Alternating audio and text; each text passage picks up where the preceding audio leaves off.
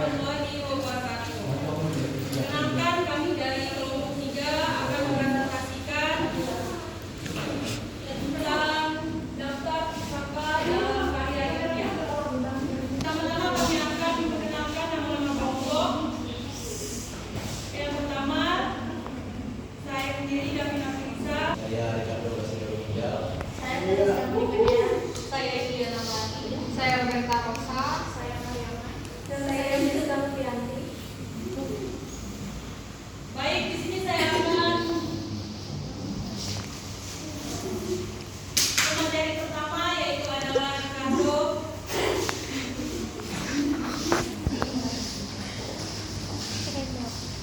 Baik, saya akan mewakili tentang definisi daftar pusaka. Jadi daftar pusaka itu adalah bagian akhir dari sebuah karya ilmiah yang berisi daftar sumber referensi yang digunakan penulis untuk menyusun tulisan.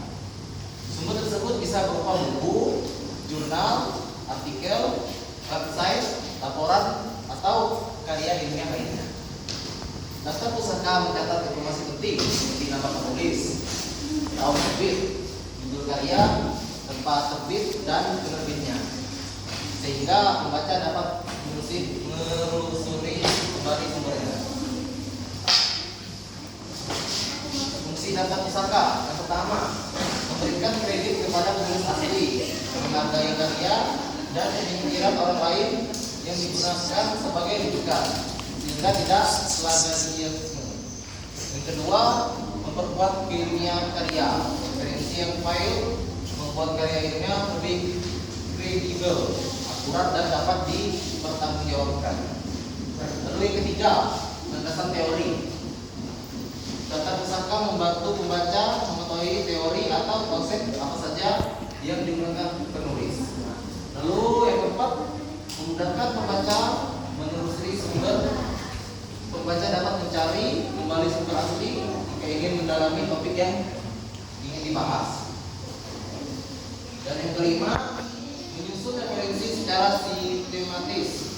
Daftar pusaka digunakan untuk mengorganisasi semua sumber yang dipakai dalam susunan yang rapi dan standar. Jadi ada jenis-jenis daftar pusaka. Yang pertama itu ada APA, American Psychology Association. Umum digunakan dalam ilmu sosial, pendidikan, dan psikologi. Fokus pada nama penulis dan tahun publikasi. Lalu yang kedua ada PMA, Modern Laws Association. Sering digunakan dalam humanioria seperti sastra dan seni, mengutamakan penulis dan halaman yang memudahkan pembaca menemukan kejutan dalam teks. Lalu ada yang kedua Chicago, biasanya digunakan dalam sejarah dan bidang lain, memiliki dua variasi, yaitu Chicago Manual of Style dan Tour By. Lalu yang keempat ada Harvard, itu menekankan pencantuman nama penulis dan tahun dalam teks kutipan. Lalu ada Vancouver, menggunakan sistem penomoran, di mana setiap kutipan dalam teks merujuk pada angka di daftar pusaka. Lalu ada IEEE, itu biasanya digunakan dalam bidang teknik dan ilmu komputer. Dan yang terakhir ada ASA, yaitu gaya penulisan yang dikembangkan untuk publikasi sosiologi. Kemudian mengumpulkan informasi penting dari sumber. Jadi yang pertama itu informasi dari buku cetak. Itu ada nama penulis, catat nama lengkap semua penulis dan editor jika ada. Kemudian ada lokasi. Yang pertama itu ada sampul depan, halaman judul, dan punggung buku.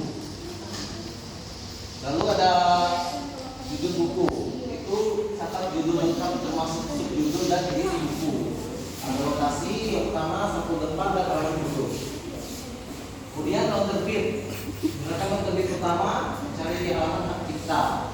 Dia ada catatan, prioritaskan di terbaru bila ada. Dia ada penerbit.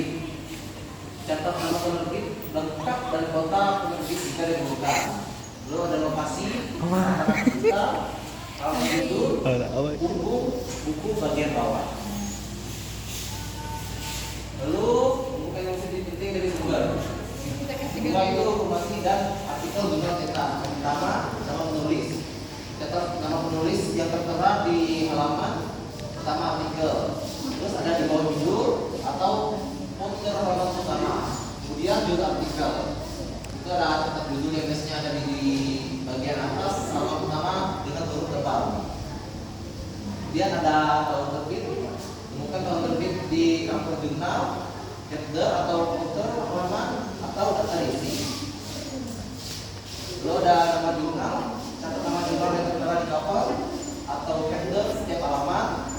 Dan yang terakhir itu ada volume, nomor, dan halaman. Catat volume, nomor, dan nomor halaman artikel yang biasanya ada di cover atau di header atau footer.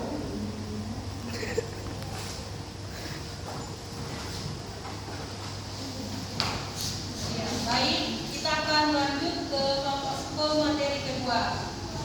Dipersilakan melakukan persiapan.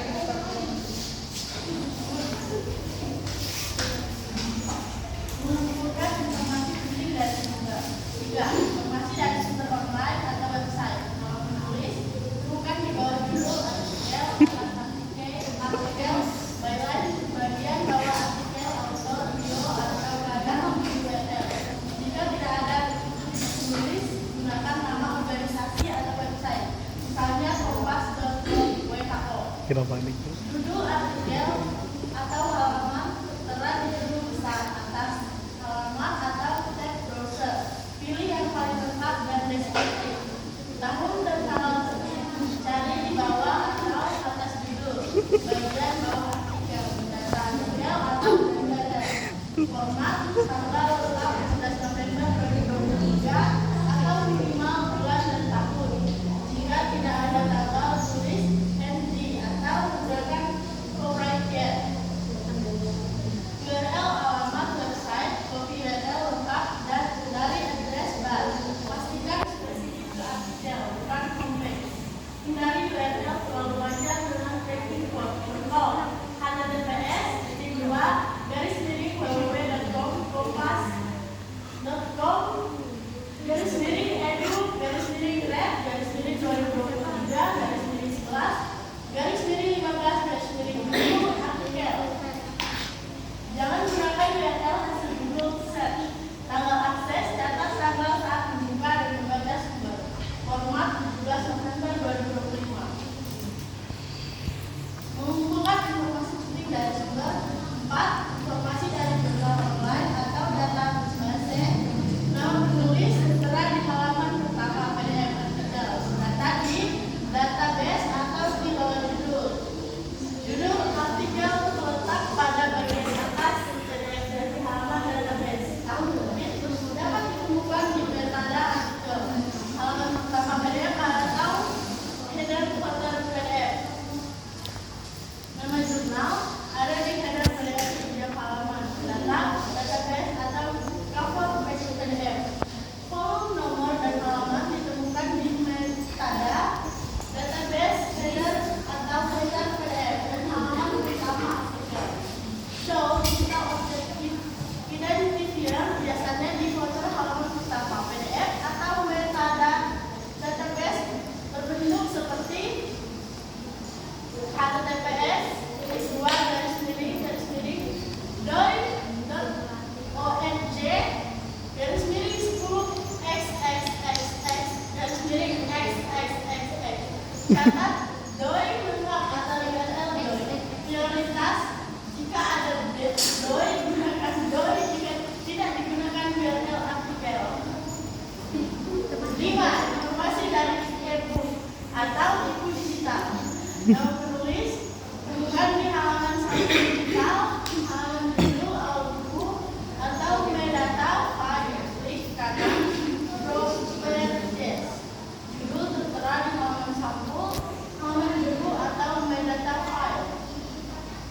Tahun terbit cari di halaman copyright, biasanya halaman 2 sampai 4. Metadata file atau informasi publikasi. Penerbit ada di halaman copyright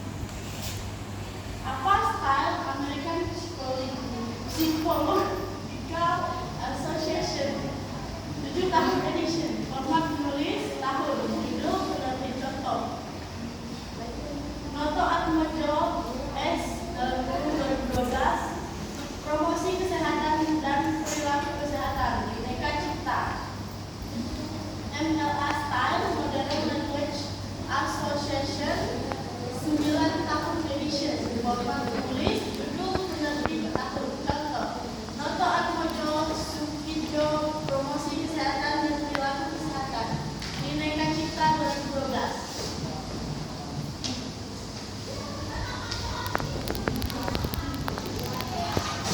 Oke, baik. Di sini kita akan melanjutkan presentasi yang ketiga. Baik, pemateri dibawa oleh Triana Melati.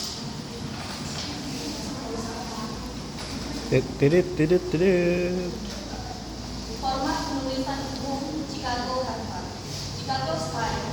Yang pertama formatnya penulis, judul, tempat terbit, penerbit tahun. Contoh, Noto Atmojo Sukidjo, Promosi Kesehatan dan Perilaku Kesehatan, Jakarta, Bhinneka Cipta 2012. Harvard Style. Format penulis, inisial, tahun, judul, tempat penerbit. Contoh, Noto Atmojo S 2012, Promosi Kesehatan dan Perilaku Kesehatan, Jakarta, Bhinneka Cipta. Format penulisan komputer style. Format penulis, judul, tempat terbit, penerbit tahun. Contohnya, Noto Atmojo S Promosi Kesehatan dan Perilaku Kesehatan, Jakarta, Bhinneka Cipta 2012. Institute of Mechanical and Electronic Engineer. Format nomor, inisial belakang, judul, tempat terbit, penerbit, tahun. Contohnya, untuk S Noto Atmojo Promosi Kesehatan dan Perilaku Kesehatan, Jakarta, Bhinneka Cipta 2012. Asal style.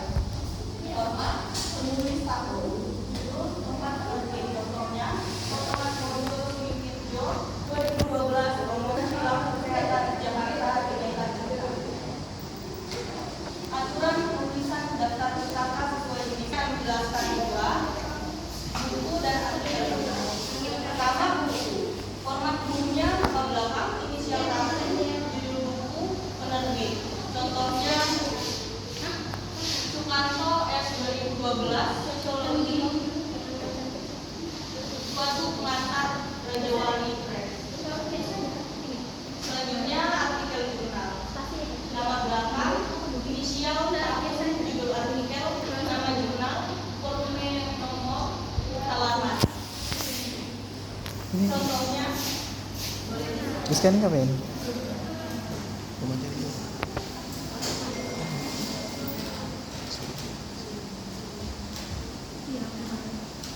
Contohnya, Kurniawan A 2020, Determinan Sosial Kesehatan Masyarakat, Jurnal Kesehatan Masyarakat 15 dalam kurung 2, 45 sampai 53. Next.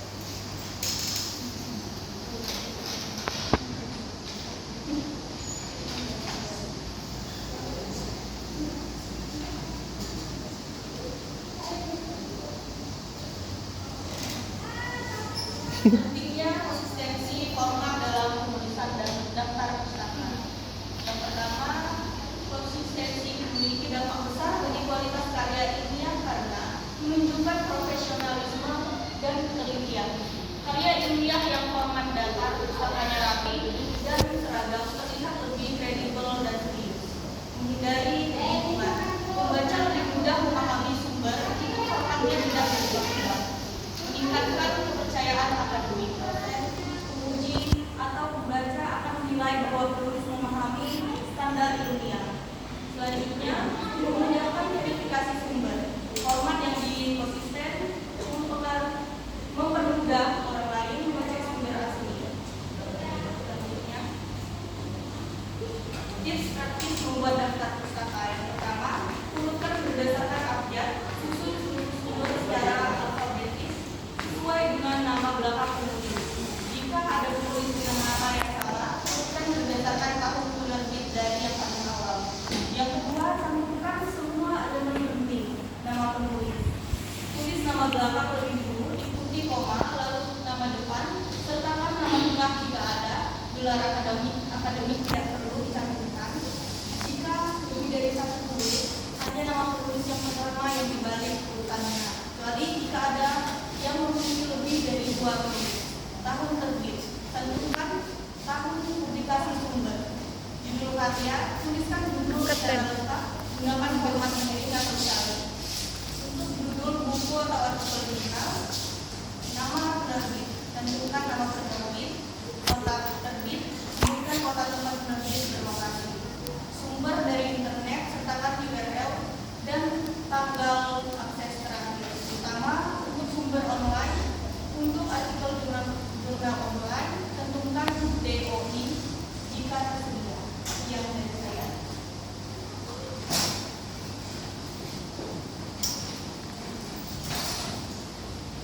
Oke, baik, kita akan melanjutkan ke materi keempat, yaitu Roberta Rosa.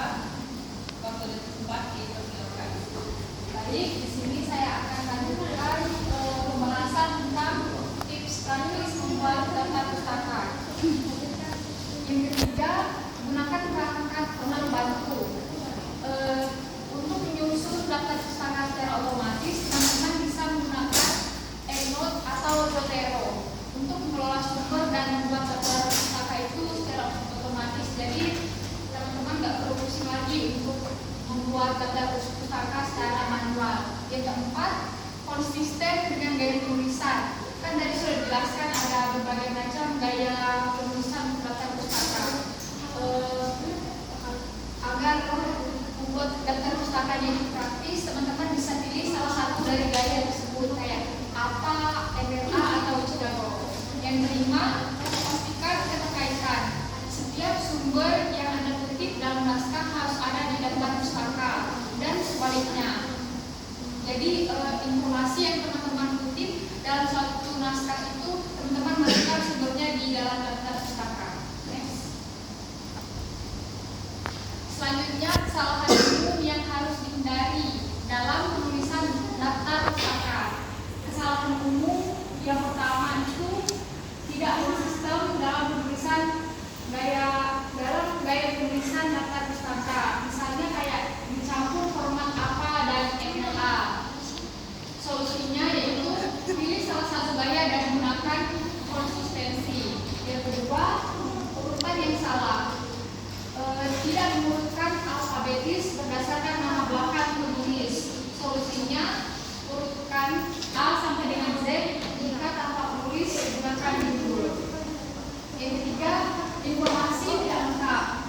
Jadi dalam membuat daftar pustaka itu kita harus mencantumkan nama penulis, tahun, judul lengkap, dan penerbit. Solusinya, catat semua elemen saat membaca sumber. Yang keempat, penulisan nama penulis salah. Tidak membalik nama. Biasanya itu kalau kita tulis daftar pustaka, namanya kan misalnya ada dua ya, ada dua campuran. Misalnya Roberta Rosa kan. Kalau misalnya kita mau tulis daftar pustaka itu dibalik dari Roberta.R itu. Yang kelima, format judul keliru.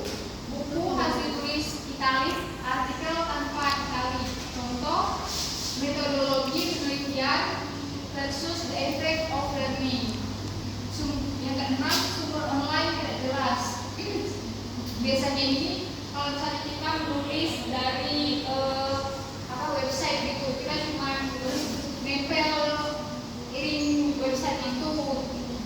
Solusinya itu kita harus mencantumkan penulis website itu siapa, terus tahun website itu ditulis kapan, judulnya apa, terus link dari website itu apa.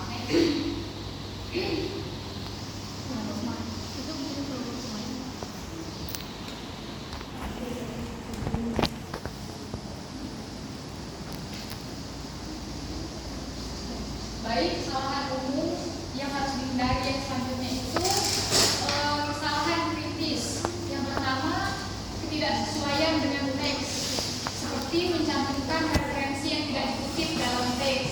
Misalnya teman-teman ngambil referensi dari teks lain, tapi yang di dalam daftar pustakanya itu lain lagi gitu. Terus yang kedua, salah mengutip sumber sekunder. Membaca dari buku B kita mendapat tulis A, tapi mencantumkan penulis A yang tidak pernah dibaca. Jadi solusinya cantumkan sumber yang benar-benar teman-teman itu baca. Yang ketiga, detail teknis seperti tanda baca, spasi, punctuasi dan identasi. Titik, koma, huruf yang salah dan tidak menggunakan IIN. Next.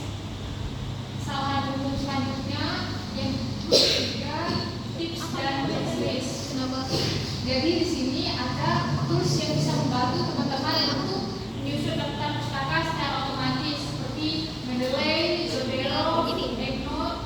Terus meski sudah buat nih daftar pustaka secara otomatis, teman-teman itu tetap checklist ulang, tetap cek ulang itu sebelum teman-teman mengumpulkan jurnal atau penggalan yang sudah teman-teman buat.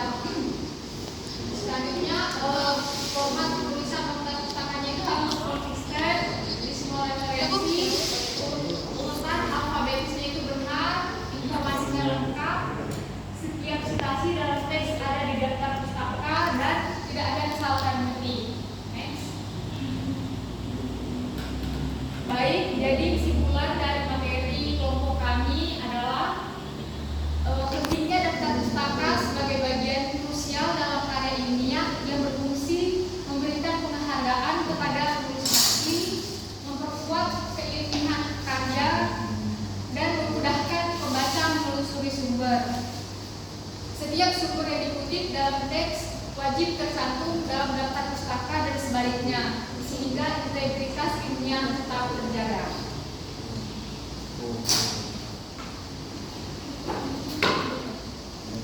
Baik, presentasi dari kelompok 3 telah selesai. Laila.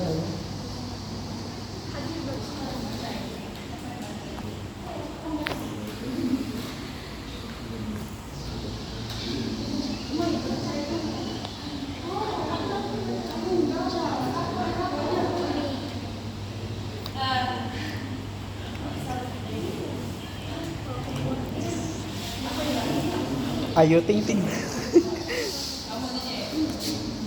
Ayo Ting makan. Thank you for everything. Sekian dari kelompok kami. Ada salah kata. Terima kasih.